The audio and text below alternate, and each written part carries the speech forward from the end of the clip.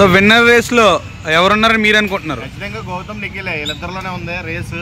ఇప్పటి వరకు అయితే ఆట వైజ్ గా చూసుకుంటే, ఆట వైజ్ గా మాట తీరు గానీ ఏదైనా సరే క్యారెక్టర్ వైజ్ గా చూసుకుంటే నిఖిల్ బెస్ట్ వన్.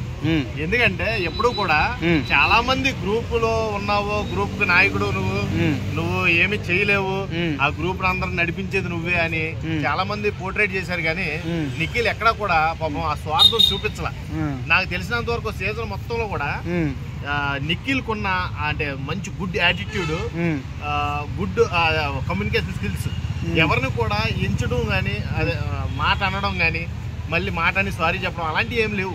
మనోడు మోర్ దెన్ మిస్టేక్స్ ఏంటంటే ట్రిగ్గర్ అయిపోయాడు గౌతమ్.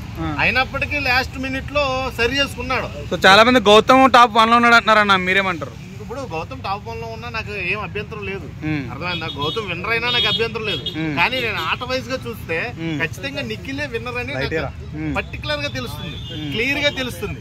అంత క్లియర్ గా కనబడుతున్నప్పుడు మీరు గౌతమ్కి ఇచ్చినా ఐ అప్రిషియేట్ దట్. తెలుగోడుగా నేను గర్వంగానే ఫీల్ అవుతా.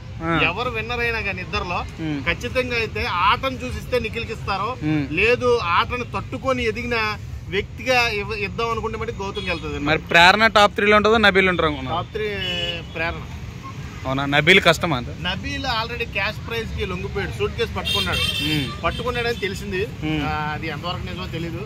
కానీ ఫస్ట్ నుంచి కూడా నబీల్ కున్న యాటిట్యూడ్, వరంగల్ కా షేర్ అన్న నబీల్ ని ఒక్కసారిగా బిగ్ బాస్ చూపించడం మానేసాడు. శాంతం ఎప్పటి నుంచి మానేసాడంటే 12th వీక్ నుంచి చూపించడం మానేసాడు. శాంతం పృథ్వీతో కలిసినప్పుడు నుంచి, పృథ్వీతో స్నేహం ఏర్పడినప్పటికీ అంచి వీడికి కొంచెం డౌన్ అయిపోయాడని చెప్పాలి. నిజంగా నేను ఈ టైటిల్ ఖచ్చితంగా నబీల్ ఎట్టుకెళ్తాడు అనుకున్నా, కానీ ఇంత నేను అభిమానించే వ్యక్తి ఇలా డౌన్ అయిపోతాం నాకు నచ్చలా. నేను ఫస్ట్ నుంచి నబీల్ కి సపోర్ట్ చేశా. చెప్పబడమే లాస్ట్ వీక్స్ లో నబీల్ ఆటను మట్టికి ఎక్కడా కూడా కనబడిన వాళ్ళ ఒక్క చిన్న ప్లస్ కూడా చూపించలా. అదొకటి మైనస్ అవుద్ది ఈ టైటిల్ రేస్ లో.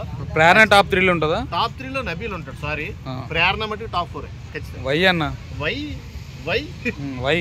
ఇప్పుడు ప్రతివార్త కానించి సిగ్గులేదా దాకా మాట్లాడిన ప్రేరణనే టాప్ 3 లో నువ్వు ఎందుకు పెడతావు? నేనైతే పెట్టను. ఎందుకంటే ఆట వైజ్ గా ఇప్పుడు లేడీ టైగర్ అంటే ఒప్పుకుంటా, అందరిని ఎదిరించింది, ఇక్కడ దాకా వచ్చింది, ఇక్కడ నిలబెట్టుకుంది కాబట్టి ఓకే. టాప్ 5 ఇచ్చాగా, టాప్ 4 ఇస్తున్నా నీకు. అవినాష్ కన్నా ముందు ప్లేస్ ఇస్తున్నా. లెక్క అయితే అవినాష్ నవ్వించి జనాలందరూ కూడా ఎంటర్టైన్ చేశాడు ఈ బిగ్ బాస్ హౌస్ లో. అలాంటి అవినాష్ ని లాస్ట్ లో పెట్టడానికి ఏకైక కారణం ఒక్కసారి నామినేషన్ లోకి వచ్చాడు. ఆ ఒక్కసారి నామినేషన్ కొట్టడం చాలా దెబ్బ అయింది. లేకపోతే Avinash more than times nomination లోకి వచ్చినట్టయితే ఈ రోజు కప్ రేస్ లో సెకండ్ ప్లేస్ లో ఉండు. రామ్ చరణ్ గారు వస్తున్నారంటే గెస్ట్ కింద.